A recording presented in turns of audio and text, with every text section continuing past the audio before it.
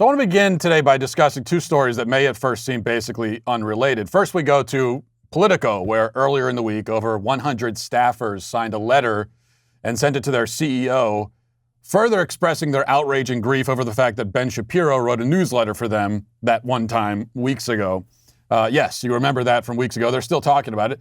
Even though 2 or 3 weeks have passed since the offensive newsletter, which was not offensive or provocative at all, still, these staffers have not overcome the trauma that it caused them. They demanded an apology from their boss, along with treatment for their PTSD, which they say must include a dozen therapeutic bunny rabbits in the office, which they can pick up and cuddle anytime they feel scared.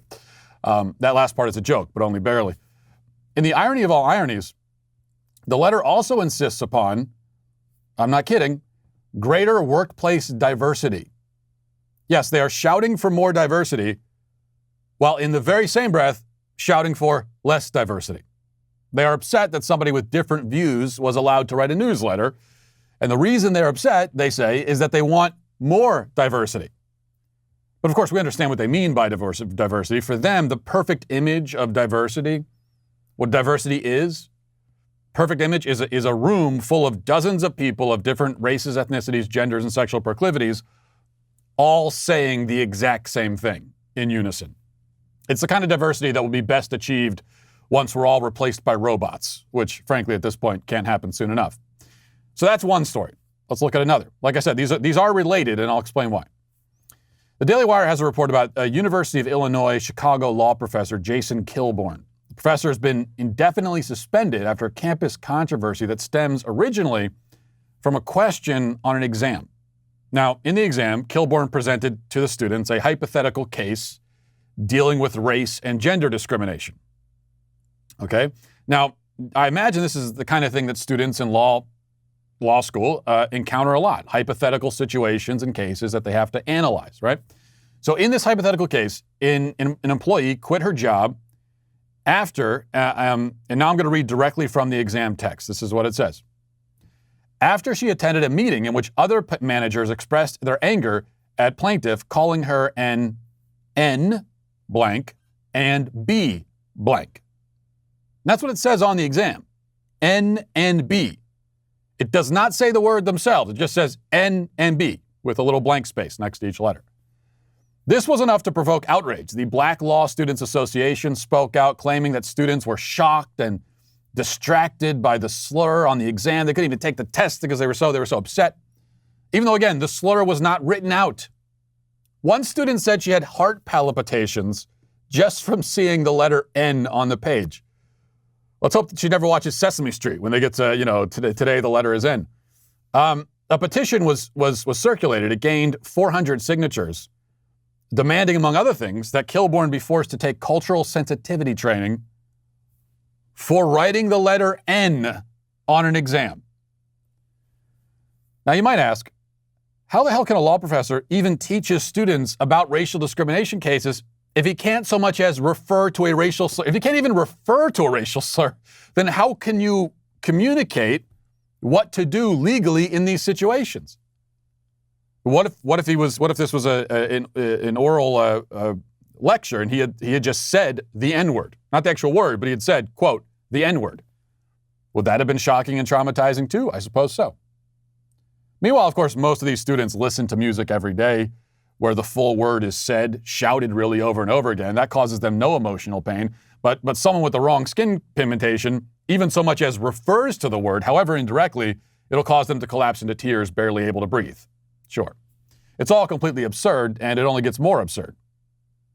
Here's what happened next. Kilborn, in the midst of the great outrage over the letter N, had a Zoom meeting with a member of the Black Law Students Association. During the course of that conversation, Kilborn was asked why the dean of the school had not given Kilborn the petition from the BLSA so that he could read it himself. And to that, Kilborn joked that he hadn't been given the letter, quote, because, this is a quote, I suspect she's afraid if I saw the horrible things said about me in the letter, I would become homicidal. Obvious joke. But the BLSA member who heard this promptly reported that comment to the school's behavioral threat assessment team, at which point Kilborn was placed on indefinite leave for threatening the students. Now, how does this relate back to the Politico situation? Because in the case of Politico, these are alleged adults in the real world behaving as though they are so emotionally fragile that they might dissolve into a puddle if you so much as give them a funny look. In the case of the law professor controversy, these are college kids with the same level of emotional fragility. This yet again demonstrates an important point that I've made before and I'll make again. We assumed and declared for years that the so-called snowflakes on college campuses would leave the pampered confines of academia, go out into the real world, experience a rude awakening, and then after some painful adjustment, become mature and well-adjusted adults. That's what we assumed. Wait till they get out into the real world. Oh, they're going to see how it really works, won't they? But that's not what happened. Instead, snowflakes have gone out into society and remade it in their own image.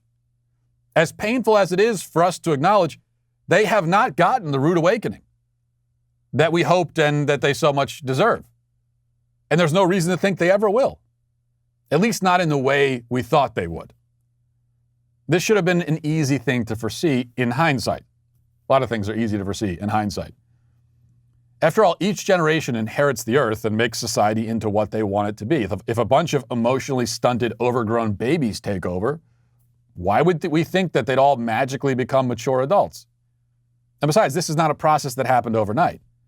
And it didn't begin with the millennial generation. The boomers, collectively speaking, as a generation, as much as they complain about the millennials, largely have been incompetent, immature, and selfish themselves. That's why they've ruined every institution they've touched, and they're leaving the country in a much worse state than it was when they inherited it. The point simply is that many of the rules that make up the real world are determined by society. Now, physical rules, the laws of physics and so forth, are independent of our whims and attitudes, obviously, as much as we these days like to pretend otherwise. But a rule like society rewards maturity and self-sufficiency, that kind of rule is certainly not universal or innate. You have to build and maintain a society that operates by that rule. If you don't, then it won't. Unfortunately, in our case, we increasingly live in a society that rewards and caters to the loudest, whiniest, most selfish and immature people.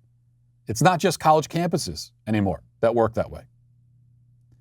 One other point about this as I'm thinking about it, we've probably also made a mistake in using phrases like snowflakes, as I have here, to describe the college kids crying over a letter they read on an exam, or staffers at Politico writing a letter to complain about a Ben Shapiro article. We call them snowflakes. Well, this implies that they're merely sensitive, right? They're too sensitive. And we've said that many times. But the truth is actually almost the opposite of that. Because the sensitivity is performative. What drives this is not sensitivity, but rather hatred, resentment, a desire for power. Was the Black Law Students Association actually traumatized by the letter N on a piece of paper? Do we believe that they actually, the student who said she had heart palpitations, does anyone really believe that she's sincere when she said that? Or did they see it as an opportunity to vindictively assert their dominance over and destroy a man they despise, and despise in this case largely for the color of his skin and what they believe that color represents? I would say the latter. The Snowflake Act is just that. It's an act. It's a tool used by these so-called snowflakes to get what they want. It's a power play, and an extremely effective one, it turns out.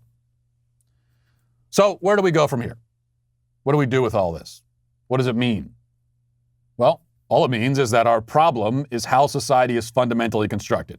No big deal. That's it. We just have to reconstruct society from the ground up. We can't wait for the real world to solve the problems. The real world has been reshaped by these very same people, so we have to reconstruct it from the ground up. That's all. It should only take several generations to do. That's the good news. And also the bad news. But there's no time like the present to get started. Well, I hope you enjoyed that clip from the Matt Walsh Show. If you did, go ahead and hit that subscribe button right down there so you can stay up to date on all of our future content.